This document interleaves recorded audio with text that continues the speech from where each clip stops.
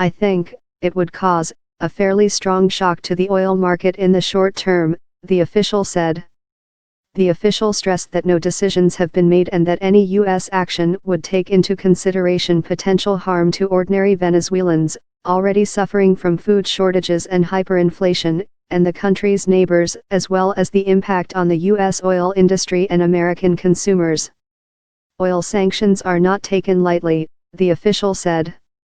This would be a fairly strong escalation for U.S. policy, whether it's a complete oil sanction or salami slices of different graduated steps. The administration of President Donald Trump is also weighing possible sanctions against additional senior military and political figures, including Socialist Party No. 2 Diosdado Cabello, the official said. Venezuela's information ministry did not respond to a request for comment on potential further sanctions.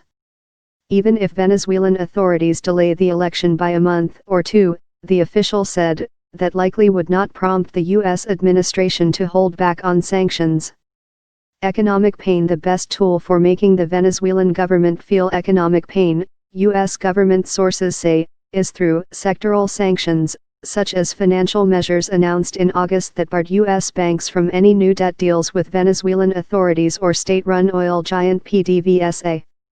Venezuela's foreign minister, Jorge Arreza, said in Geneva on Tuesday that U.S. sanctions are making foreign debt renegotiation more difficult and causing panic at global banks.